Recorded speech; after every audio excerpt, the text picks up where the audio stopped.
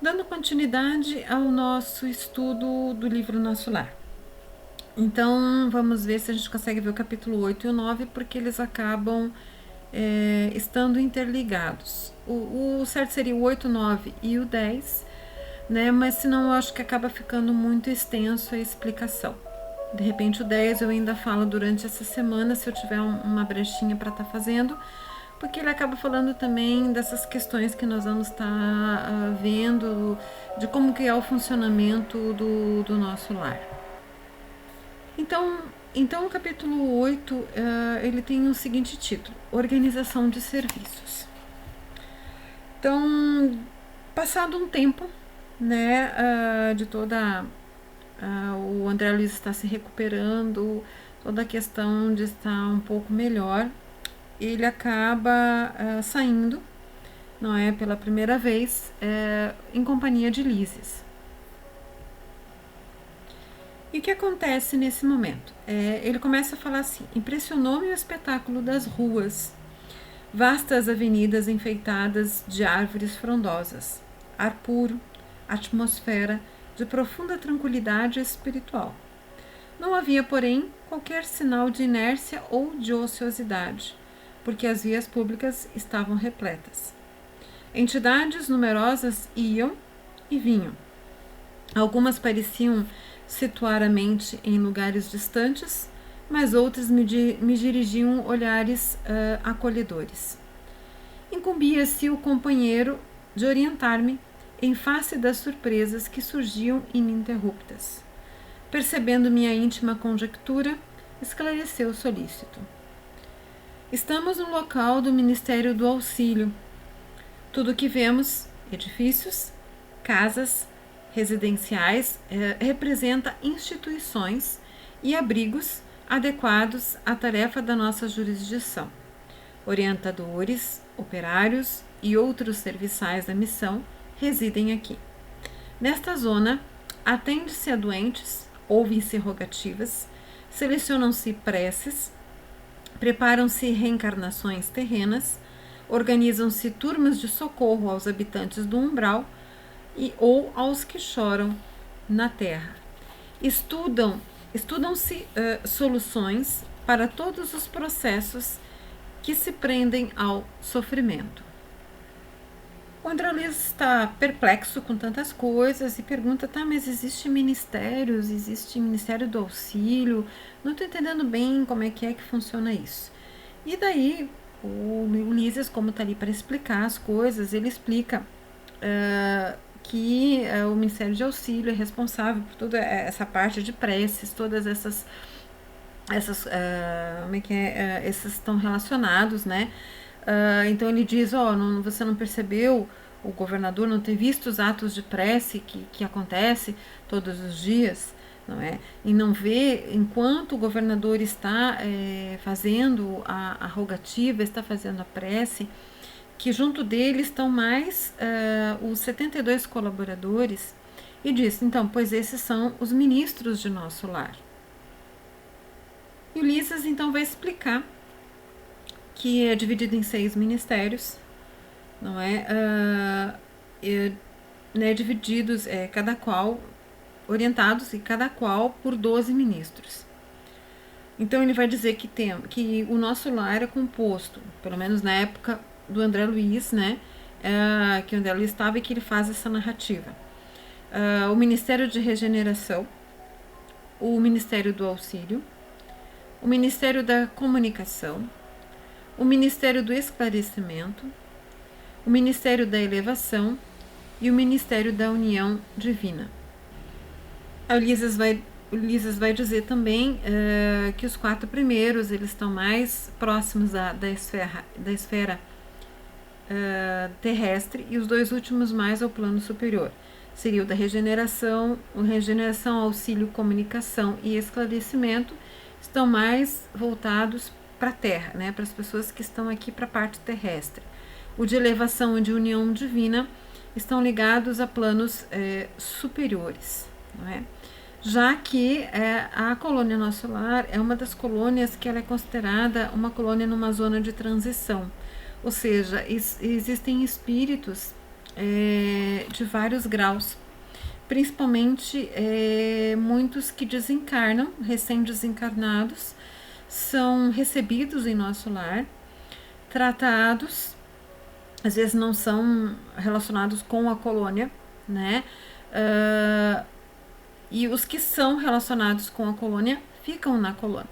Os que não são recebem o tratamento necessário e acabam sendo levados para a sua colônia, vamos dizer assim, de origem. Não é? Por que isso? Quem lembra, ao final, depois vai ter aqui a parte em que eles vão receber as pessoas da guerra, né? Porque o Nosso Lar, ele acaba, o livro Nosso Lar, ele acaba tendo uma narrativa bem no início da Segunda Guerra Mundial, né? Que foi de 1939 a 1945. Né? Então a narrativa do Nosso Lar é mais ou menos nesse período. E por isso, em certo momento, eles recebem, porque para ajudar aos desencarnes coletivos, que acabam acontecendo na Segunda Guerra em vários momentos de bombardeios, as próprias camas de gás que tinha. Então, para ajudar nesses desencarnes coletivos, todas as colônias da Terra inteira são convocadas neste momento para auxiliar. Né? E isso é independente de religião, isso é independente de raça, isso é independente da linguagem. Né? Então, todas são, de certa maneira, convocadas para estarem prestando auxílio.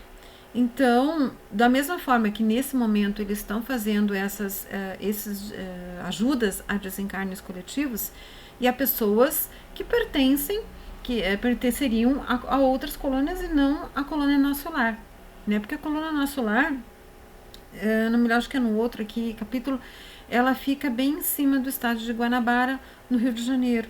Então ela fica bem perto ali. E, na verdade, eles receberam de todos os locais na época da Segunda Guerra. E depois, cada um de estarem sendo recebidos, tratados, organizados de certa maneira, são enviados para sua colônia, no caso de destino. Então, é uma colônia de transição.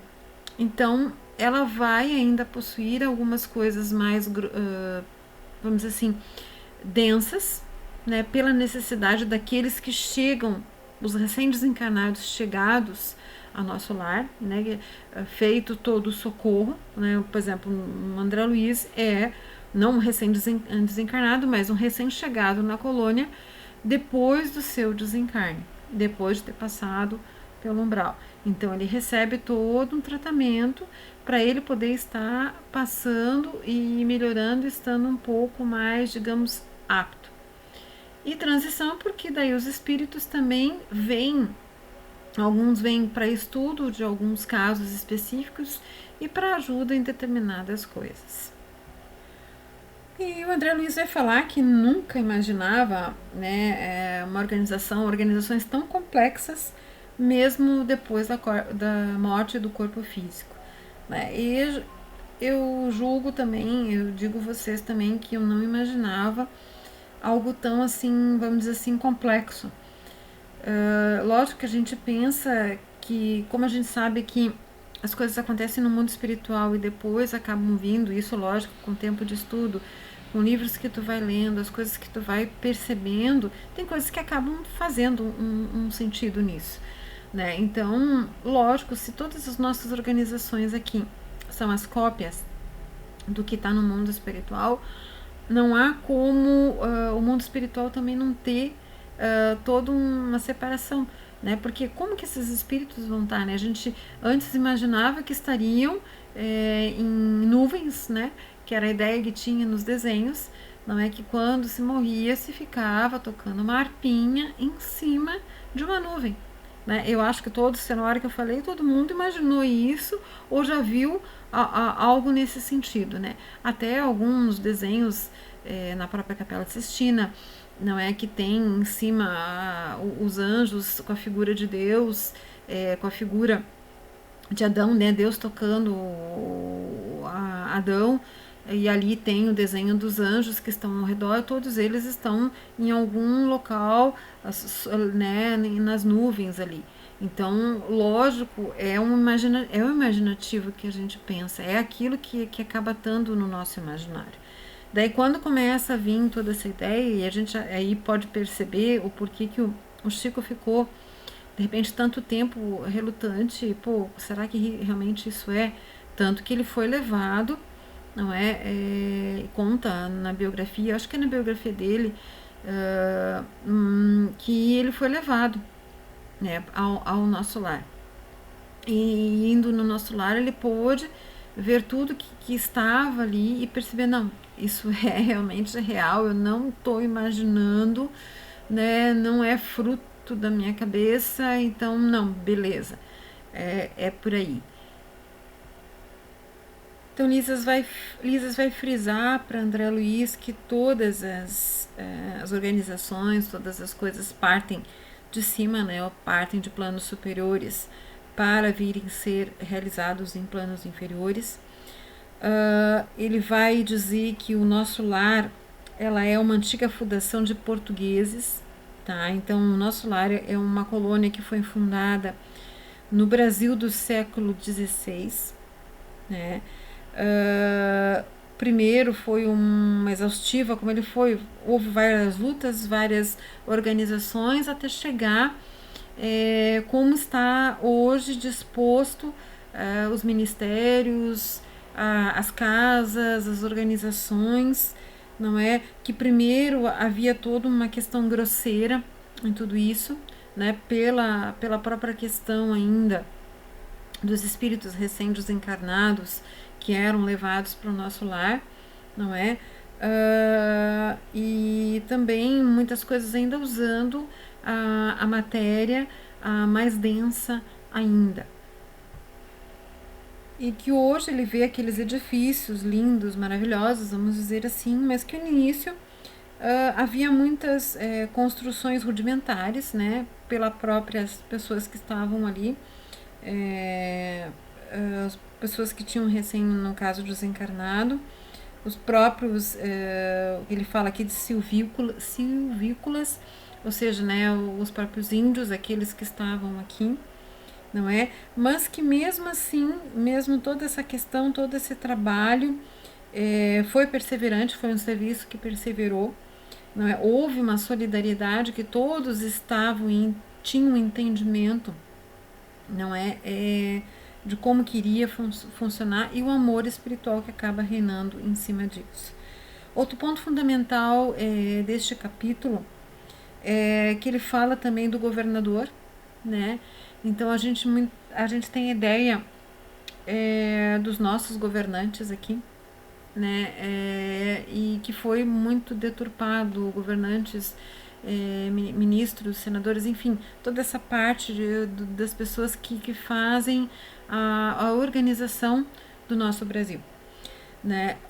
E você vê, lógico, daí que quando você vai para o nosso lar, você imagina que existem toda uma certa burocracia, existem formas que as pessoas não querem, talvez, trabalhar, pelo exemplo que nós temos aqui, não é? Mas aí você vê que todos os governadores trabalham, todos eles acabam dando o exemplo necessário do que precisa fazer, e o Ulisses vai falar que mesmo tendo mais de 3.000 funcionários, mais de 3.000 pessoas trabalhando em prol de que tudo isso funcione, não é? Porque não é fácil, digamos, tá organizando toda essa questão do nosso lar, não é? Que mesmo assim ele nunca viu, durante todo o tempo que o Ulisses fala que está, se não me engano, acho que 30 ou 40 anos que ele está 40 anos aqui, 40 anos que ele está em nosso lar, e nesse tempo que ele está em nosso lar, ele nunca viu o governador tirar um dia de descanso. Então o governador é o verdadeiro, vamos dizer assim, verdadeiro líder, como a gente fala, não é? Então, ou seja, é aquele que pede para fazer, que manda ou que pede para fazer, mas que também acaba fazendo e que isso acaba movimentando. Então, em nosso lar nós vemos que não há as diferenças, eu tô no meu cargo e nesse cargo eu mando em todos os outros e eu não preciso estar fazendo. Não, nosso lar nós percebemos que existe um trabalho, todos trabalham, cada um faz a sua tarefa, não é? Aqueles que estão em cargos seriam de uma hierarquia superior, eles dão um exemplo, não é, para aqueles que estão numa hierarquia inferior, não é, de que o trabalho é necessário, de que as coisas funcionam, não é, e de que cada um, né, acaba se direcionando do que precisa fazer. E daí Lisas vai completar que quando foi escrito Nosso Lar, o governador estava no centésimo 114 o aniversário de 114 anos, né, da direção deste último governador que estava em Nosso Lar. E daí, se a gente não imaginava como que funcionava a questão, né, de ter ruas, de ter parques, água, casas, ministérios. Então, Lisas vai explicar agora no capítulo 9, que fala dos problemas de alimentação. Então, que é uma coisa que a gente também não tem ideia de como funcionava. Isso não é falado em nenhum livro da codificação. Não na minúcia que acaba falando aqui. É justamente André Luiz, ele é considerado um dos livros, digamos, essenciais, depois dos livros, no caso do Allan Kardec, né, da codificação, para que a gente possa ter uma minúcia de como que funciona o mundo espiritual. E ele vai estar falando aqui de como que era a alimentação no mundo espiritual, que até então também a gente não tinha ideia. A Patrícia fala bastante no livro dela das alimentações, que ela já esperava algumas coisas, mas porque a Patrícia ela já tinha lido Nosso Lar, ela já tinha todo um conhecimento espírita, e quando ela chega na colônia, então ela acaba também já sabendo o que esperar, né? Mesmo assim, a gente vê algumas passagens engraçadas, né, dela quando o primo dela retorna e algumas coisas assim. E a gente não tem ideia de que tipo de alimento justamente acaba se comendo, né? Ou que acaba se absorvendo. Hoje a gente percebe, e pela literatura, que sabe-se que nós, enquanto estamos aqui na Terra, né, enquanto encarnados, nós ainda precisamos de alguns tipos de alimento, origem animal, origem de repente vegetal, né, que fazem parte da nossa alimentação, porque nós temos necessidade de proteínas, temos necessidade de várias coisas, não é, para que possamos assimilar e isso se transforme para nós nas substâncias que o nosso corpo tem a necessidade. Mas no momento em que a gente desencarna, né, nós deixamos o corpo não tem mais a necessidade de alimentação. Mas nós ainda temos algo mais denso, que é o nosso perispírito, que é com este que nós somos visualizados desencarnados, né? Então, quando a gente vê um desencarnado, quando a gente vê um mentor, quando a gente vê um obsessor, enfim, nós estamos vendo o perispírito dele. E esse perispírito, como ele faz a ligação do corpo, né, com o corpo, com o espírito é a chama, não é? A chama que rege o nosso perispírito e o nosso corpo. A chama, sim, ela é, digamos, bem sutil.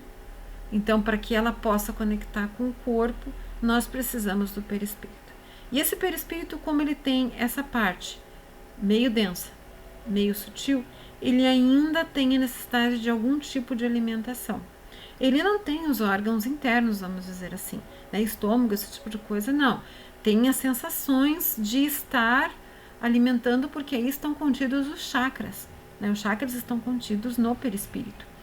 né? Então nós temos ainda sensações de certas dores em determinados locais, sensação de estar assim, no assado, mas por quê? Porque nós temos essas conexões ainda.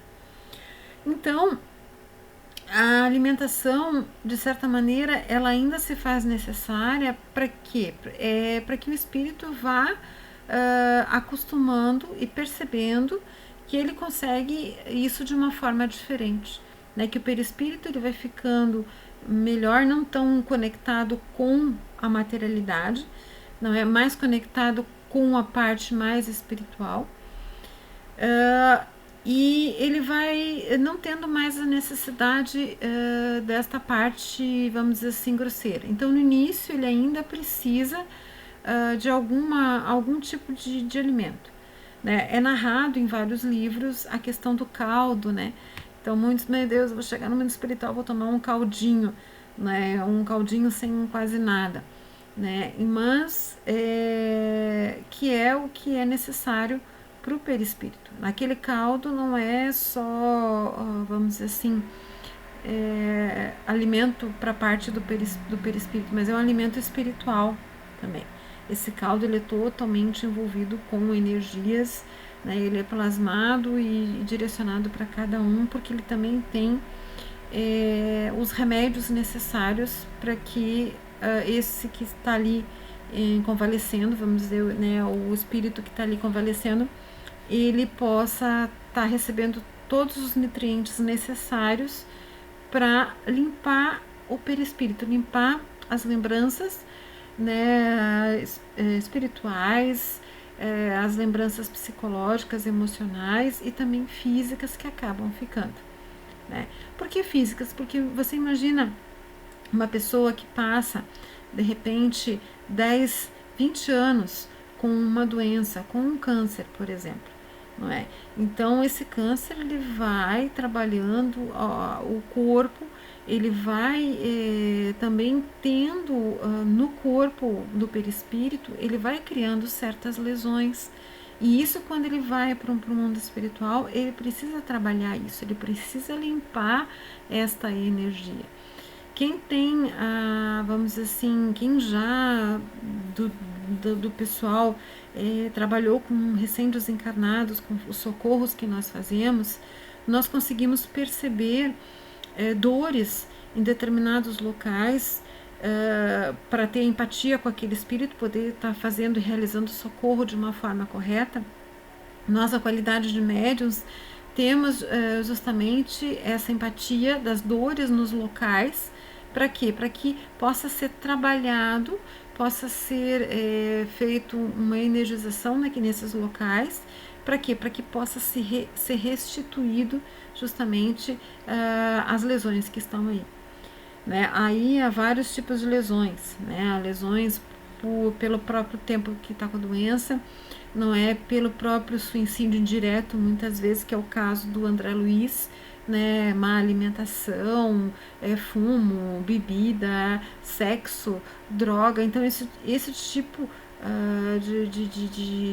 vamos dizer assim, de energia, ele acaba minando justamente o perispírito. E quando se chega no mundo espiritual, precisa ser trabalhado essa energia do perispírito. Então, toda essa alimentação, ela também serve para dar uma organizada no perispírito. E especificamente nesse capítulo, ele fala dos problemas de alimentação. O que é? Porque muitos que chegavam ao nosso lar, eles queriam ainda estar com os mesmos vícios. No início, antes, na colônia, muito tempo atrás, eles queriam estar, como ele fala aqui, com mesas fartas, né? Ou seja, com todas as coisas que eles comiam, eles queriam justamente continuar com o mesmo tipo de alimentação. Só que o governador, ele acabou fazendo, vamos dizer assim,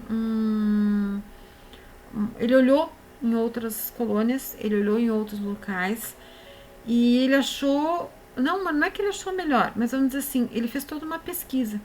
Ele fez todo um relacionamento de diversas coisas e ele achou melhor, né, com todas essas narrativas, com tudo, começar a ir cortando esse tipo de alimentação. Por quê? Porque muitas vezes não ajudava, não estava contribuindo. Esse tipo de alimentação ainda estava gerando alguns vícios das pessoas, não é? E não estava deixando com que certos trabalhadores de nosso lar se elevassem mais. E o objetivo era se elevar e deixar justamente, né, essa alimentação para ele estava sendo como uma muleta. Então, por toda a pesquisa que ele fez, ele foi mandando vários trabalhadores para fazerem estágios em outros locais mais elevados, e isso foi, digamos assim, sendo colocado aos poucos. E o problema da alimentação, que é o capítulo, é que ele teve problemas para implantar isso. Ele teve um problema muito sério, não é? Um ou outro ministério não queria, não é? Não queria implantar, e ele acaba passando por todo um processo. Aqui ele fala por todo um processo, vamos dizer assim, para que ele pudesse estar no nível que estava hoje o nosso lar, quando André Luiz acaba chegando lá, né? E todas as pessoas, ele acaba provando e mostrando para todas as pessoas o quanto é bom, o quanto foi necessário, o quanto foi rico o crescimento da colônia, como colônia, quando eles começaram a adotar esse tipo de alimentação, esse tipo de, vamos dizer assim, de meta, né? Como as coisas começaram a estar acontecendo. E uma das coisas que acaba atrapalhando justamente, como ele teve muitos problemas, ele fez meio que guerras, vamos dizer, entre os que estavam ali. Houve problemas com a questão do umbral, né? Então muitos estavam tentando do umbral, estavam tentando entrar no nosso lar, não é? E daí que a gente ouve falar, aí que a gente percebe que no início do filme, né, a primeira cena do filme é aquela muralha, não é, que aparece. Aí a cena vai no filme e desce até, né, desce, maneira de falar, né, mas é toda uma cena que vai indo até chegar ao umbral. E daí a gente percebe o porquê então da muralha. Então ele fala, né, então baterias elétricas das muralhas da cidade, que elas foram ligadas para a emissão de dardos magnéticos. Por quê? Porque estavam os habitantes do umbral, por nosso lar estar essa guerra interna, a energia acabou baixando, né? Eles acabaram se sintonizando um pouco, porque eles não estavam chegando a um consenso, né? E nisso os que estavam no umbral queriam entrar em nosso lar, não é, para perturbar mesmo, né? Para perturbar e, né, para fazer toda essa questão. E daí que os outros perceberam que essa questão da briga que eles estavam tendo, essa questão de desentendimento, é que gerou a baixa da energia, que propiciou justamente os habitantes do umbral querer justamente entrar em nosso lar. Então, essa questão das barreiras, nós vemos em postos de socorro, no próprio centro espírita também possui as barreiras, não é? Por quê? Para que não cause, digamos assim, distúrbios, né? Então, as barreiras, elas são necessárias para que elas não causam distúrbios, né? E a gente acha, são coisas que acabam machucando, acabam fazendo, de certa maneira, a gente pensa em primeiro lugar numa guerra, né? Então alguém está aqui guerreando e mandando, não deixando o outro entrar, né? Mas são barreiras totalmente energéticas, né? Então essas barreiras que são criadas, elas são só como um aviso, é como se fosse um choque, vamos dizer assim, de pequena densidade, mas para quê? É um aviso, né? Então aqui nós estamos preparados, né? Nós estamos organizados. Eu não me lembro se no filme tinha, mas existe também uma proteção aonde quem está de fora não consegue enxergar que existe uma muralha ali. Há toda uma proteção com relação a isso. Então hoje a gente viu os 2 capítulos, né? A gente viu os 2 capítulos hoje. Então, nós vimos os 2 capítulos, né, o 8 e o 9 hoje. Eu acho que nessa questão do problema da alimentação é muito mais para mostrar como que é, né? Esses 2 capítulos é mais para mostrar como é que funciona essa questão do nosso lar, como que os trabalhadores se encontram, né? Qual é o tipo de alimentação que tem. Mas algo que dá para ser tirado também deste capítulo 9 aqui é que assim, houve uma tentativa de entrada de espíritos inferiores, que a gente percebe que essa guerra, o que acabou propiciando que os espíritos inferiores que estavam no umbral fizessem essa incursão de entrar em nosso lar, que isso também pode acontecer num centro espírita. De que forma? No momento em que os trabalhadores ou os colaboradores, de certa maneira, acabam tendo desentendimentos, não é? E de repente baixando a questão. Desentendimentos às vezes é normal a gente encontrar, mas quando isso começa a tumultuar muito a questão de energia, acaba baixando o padrão vibratório. E nessa baixada de padrão vibratório é que nós deixamos entrar muitas coisas. Isso que a gente tem que tomar um certo cuidado, né? Conversar mais, organizar determinadas coisas, parar, perceber, será que de repente eu não estou sendo minado lá de fora para achar determinadas coisas? Será que isso não tem uma razão de ser de uma maneira diferente? Né? Então, essa olhada aqui também serve para nós que somos, alguns que estão no livro do perdão aqui, que são trabalhadores da casa espírita, para que a gente comece a olhar também o nosso comportamento com relação aos outros que estão trabalhando. Às vezes a gente não gosta de determinadas coisas, mas será que é o momento de eu, digamos assim, de eu ficar chateado, ou será que eu consigo trabalhar isso de uma forma diferente? Não é? Será que não seria melhor conversar e se entender com relação a isso? Não é? Porque às vezes quem sai perdendo depois somos nós como pessoas, né? E às vezes a gente é minado de tantas maneiras e às vezes nem era aquilo. A gente tem ideia de que poderia ser e isso e aquilo, né? Então temos que trabalhar, podemos trabalhar.